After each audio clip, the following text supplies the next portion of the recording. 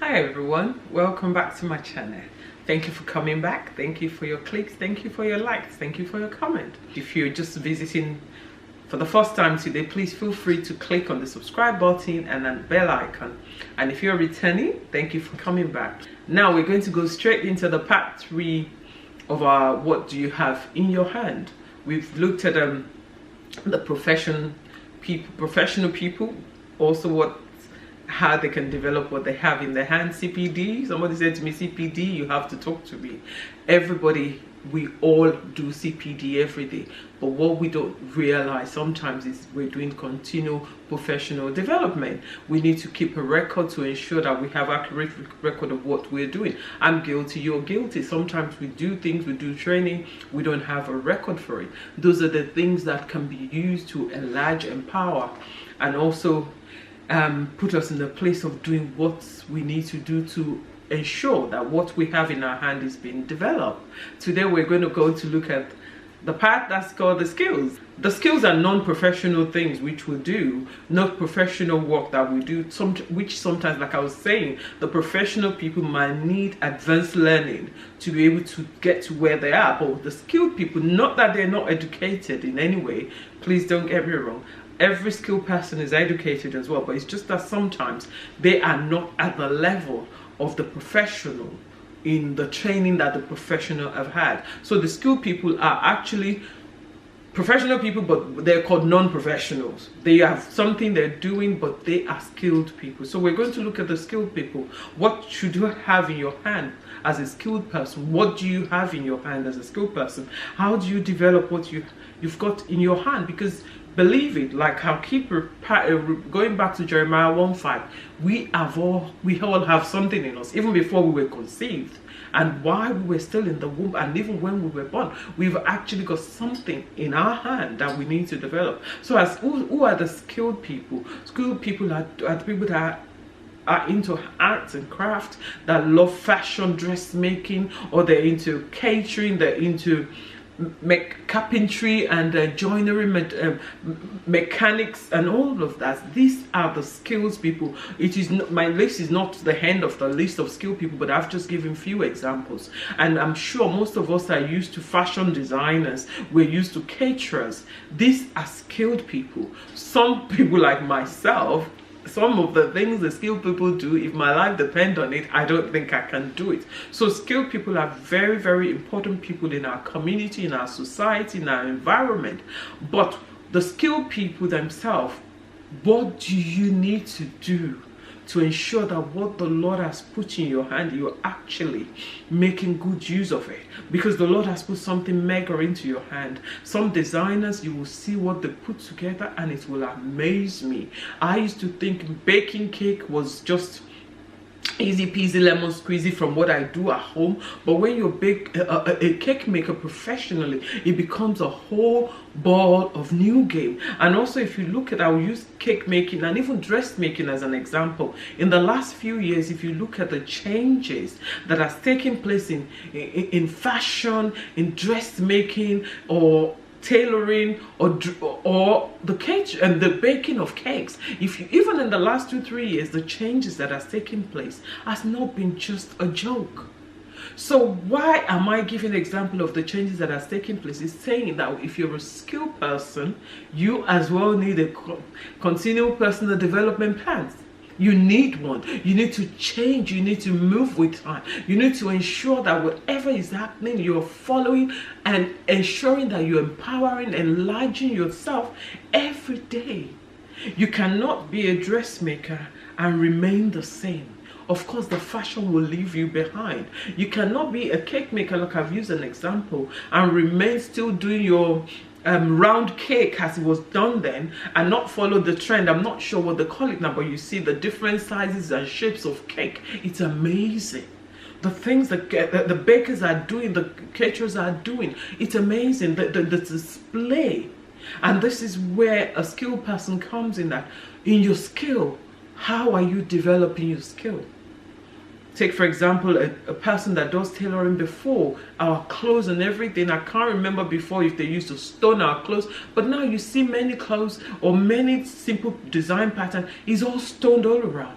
As a skilled person, what do I need to do to ensure that my business, my skill business, my catering business, my sewing business, my fashion design business, my mechanical business, my carpentry business actually is up to standard?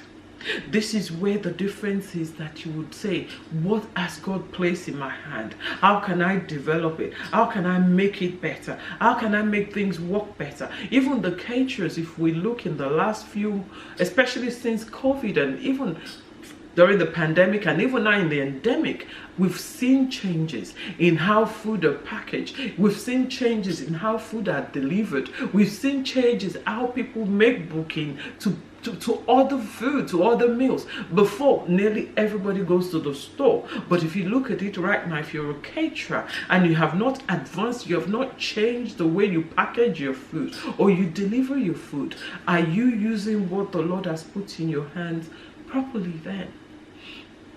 So I still come back to, what has God placed in your hand?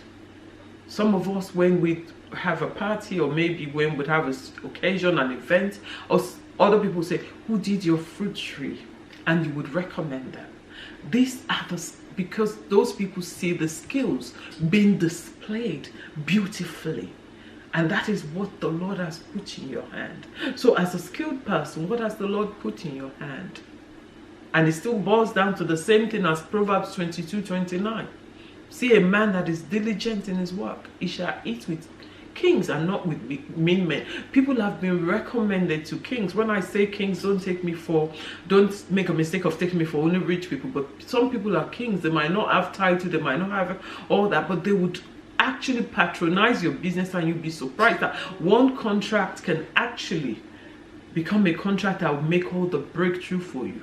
What about the people that are in art and craft?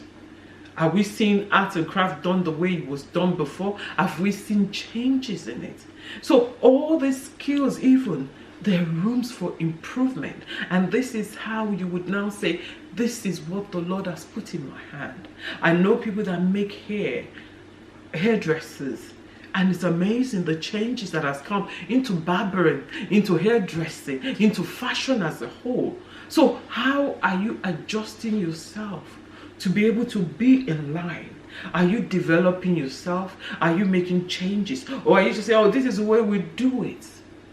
The only way you can meet up, and the only way things can work for you and get better and actually put you in position to dine with kings. And when I say kings, I don't mean only kings in title. I mean people that have ordained to be a helper of destiny and purpose. People that would introduce you, and you'd be amazed that you have one contract for your skill and you've made it. You've actually achieved.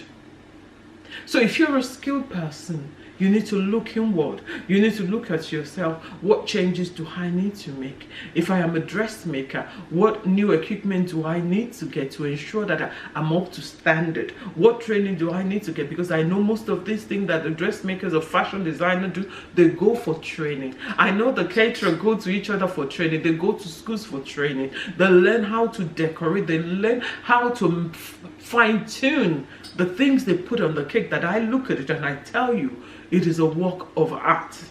And also there are other things, makeup people, gala people, all these things that we do. Fashion in a totality is a skill that amazes me. So if you're into fashion, what have you done to equip yourself? If you're into catering, what have you done to equip yourself? If you're into carpentry, mechanics, what have you done to equip yourself? Are you just still so tactily dressed to your customer, or do you not keep to time? Do you disappoint your customer? Does your work look tacky after you've done with whatever you're doing? It doesn't matter what you do. I will still say professionalism. Yes, there's a profession, but there's another thing called professionalism.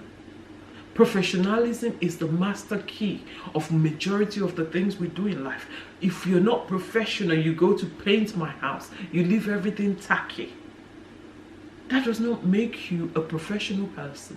So in everything we do, whatever the Lord has put in our hand, even as a skilled person, let's make it fine.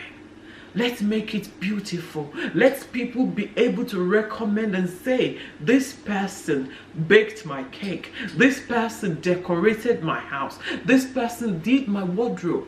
They might seem so minute. I've been taking my car to the same place probably for over 20-something years. I know it might sound funny, but why do I go there all the time? I know I can leave my car and don't know anything about cars, but I know when I come back, my car will still be in one shape, and I'm not going to be ripped up, and my car is not going to go halfway and damage, and they're not the dealer, they're not the maker of my car. But what am I trying to say to us? For us to eat with kings, and even for us to covet and get the blessings of God, let our skills show forth what He has put in our hand. Let our gifting, let our gift, let our skills, let it show forth, let it show praises to the name of the Lord. So if you're a skilled person watching me, listening to me, what adjustment do you need to make?